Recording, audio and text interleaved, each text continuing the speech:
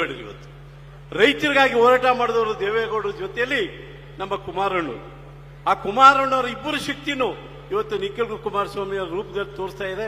ಅವರ ಜನಸಂಪರ್ಕದ ಒಂದು ಸಂಪರ್ಕ ಇವತ್ತು ನಾವು ನೋಡ್ತಾ ಇದ್ರೆ ಇವತ್ತು ನಮ್ಮ ಮುಂದಿನ ದಿವಸದಲ್ಲಿ ಅವರು ನಮ್ಮ ರಾಜ್ಯದ ಚುಕ್ಕಾಣಿ ಹಿಡಿಯುವಂತ ವ್ಯಕ್ತಿ ಆಗಿದ್ದಾರೆ ಅಂತ ನನ್ನ ಅನಿಸಿಕೆ ಇದೆ. ಅದಕ್ಕೆ ಇವತ್ತು ಜನತಾದಳಕ್ಕೆ ನಾವು ಮೆಂಬರ್ಶಿಪ್ ಮಾಡಿಸ್ಬೇಕೀಗ. ನಮಗೆ ಬರೀ ನಮ್ಮ ಸಂಘದಲ್ಲಿ ನಾವು ಜಾತ್ಯತೀತ ಜನತಾದಳ ಇದ್ದೀವಿ ಅಂದ್ರೆ ಆಗಲ್ಲ. ಆದ್ರೆ ಮೆಂಬರ್ಶಿಪ್ ನಾವು ಮಾಡಿದ್ರೆ ಅದಕ್ಕೆ ಶಕ್ತಿ ಇದೆ. ನಾವೆಲ್ಲರೂ ತೋರಿಸಿ ಹೇಳ್ಬೋದು ನಮ್ದು JDS ಪಕ್ಷ, ನಮ್ಮಲ್ಲಿ ಮೆಂಬರ್ಶಿಪ್ ಇದೆ ಅಂತ. ಇವತ್ತು ಹೇಳ್ರಿ, ನಮ್ಮ ರಾಜ್ಯದಲ್ಲಿ ಇವತ್ತು ಇರುವಂತ ಮುಖ್ಯಮಂತ್ರಿಗಳು ಅಷ್ಟೇ ದೇವೇಗೌಡರನ್ನು ಹೊಗಳ್ತಾರೆ.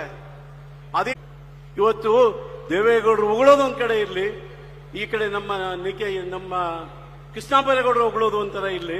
ಇವತ್ತು ಅವರಿಬ್ರು ಬೆರಗಾಗಿ ನಮ್ಮ ನಿಖಿಲ್ ಕುಮಾರಸ್ವಾಮಿ ಇವತ್ತು ಸುತ್ತಾ ಇರೋದನ್ನ ನೋಡಿದ್ರೆ ಅವರು ಬೆರಗಾಗ್ತಾರೆ. ಇವತ್ತು ಮುಂದಿನ ದಿವಸದಲ್ಲಿ ನಿಮ್ಮೆಲ್ಲರ ಶಕ್ತಿ ಉಪಯೋಗಿಸಿ JDS ಅನ್ನು ತೆಕ್ಕೆ ತರಬೇಕು, ನಮ್ಮ ಸರ್ಕಾರ ನಡೆಸುವಂತ ವ್ಯವಸ್ಥೆನ ನೀವು ಮಾಡಬೇಕು ಅಂತ ಹೇಳಿ ನಾನು ತಮ್ಮಲ್ಲೆಲ್ಲರಲ್ಲಿ ಮನವಿ ಮಾಡ್ಕೊಂತೀನಿ.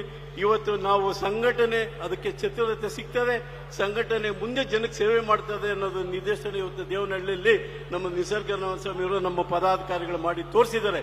ಇದೇ ರೀತಿ ಅವತ್ತು ಅಷ್ಟೇ ನಾವು ಪಕ್ಕದ ಮನೆಯವರಿಗೆ ಸಂಘಟನೆ ಮಾಡಿ JDSಗೆ ಶಕ್ತಿ ತೋರಿಸಿ ನಾವು ಯಾರಿಗೂ ನಾಚಿಕೆ ಬಿಡಬೇಕಾಗಿಲ್ಲ.